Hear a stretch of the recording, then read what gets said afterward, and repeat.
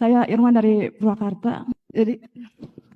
Jadi saya kan punya trauma dari kecil.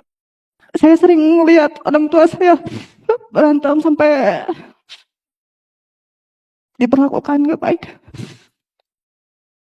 sama bapak saya.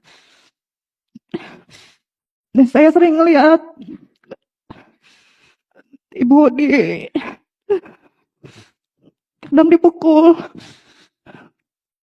Tapi saya nggak bisa ngapa-ngapain, nggak bisa ngebantu apa, cuman bisa diam dan nangis. Sampai saya masuk SMP, saya mutusin buat sekolah dan biaya sendiri karena bapak saya nggak begitu memperhatikan. Dan bahkan sampai masuk SMA pun saya berusaha sendiri keluar dari rumah dan hidup sendiri. Saya nggak bisa bercerita sama siapapun karena mama saya ngerasa kalau saya itu kuat gitu.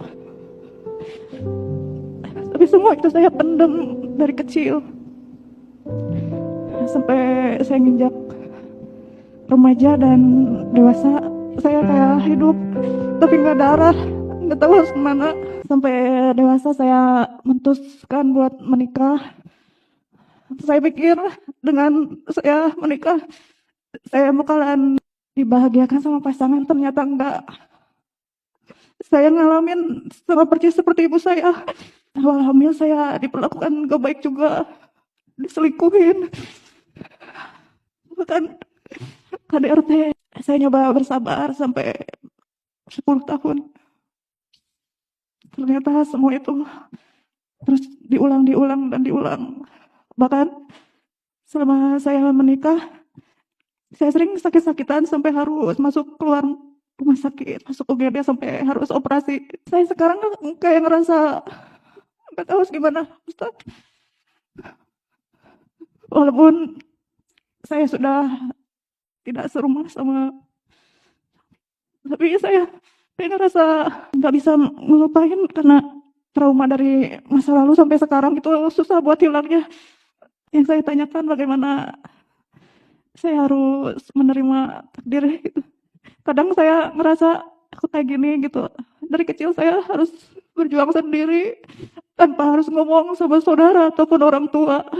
Kalau saya hancur, bukan saat saya sakit-sakitan pun suami tega berselingkuh. Sampai saya harus melihat dia di satu kosan tidur bersama perempuan lain. Dari situ saya juga selalu dapat perlakuan gak baik. Saya sering bertanya-tanya kenapa dari kecil saya harus seperti itu gitu. Kadang ikhlas, kadang kecewa atas takdir yang Allah kasih sama saya. Ada 3M. Ada berapa? 3M agar kita bisa pelan-pelan sembuh dari luka yang kita rasakan. M yang pertama, menerima. Apa? Menerima. Teteh terima bahwa iya dulu ayah saya nyakitin ibu saya gitu. Karena gak bisa diulang lagi. Teteh terima bahwa teteh ketemu suami yang suami itu kemudian nyakitin saya. Oke. Makin diulang, makin dirasa, itu makin sakit. Maka cukup terima. Jangan bertanya, ya Allah kenapa?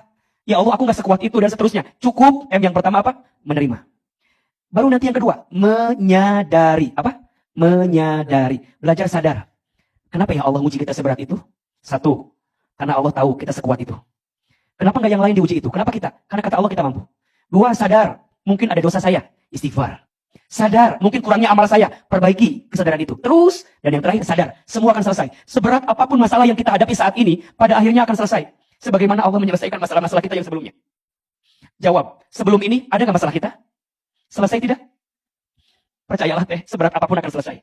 Kalau dalam hidup gak selesai, cukuplah surga yang menjadi jawaban. Maka untuk semua benci yang kita rawat, untuk semua sakit yang kita pendam, semua akan selesai pada akhirnya. Setidaknya kematian yang memisahkannya. Betul? Pertanyaannya, teteh mau berpisah dengan bahagia atau dengan membenci semua luka yang ada di hati itu?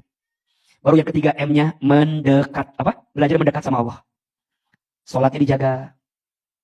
Baca Quran. Hadir taklim. Ngaji. Punya guru yang soleh. Punya guru yang baik. Yang ngajarin kelembutan hati. Ngajarin ketenangan. Yang bikin kita jadi tegar dalam hidup. Cari.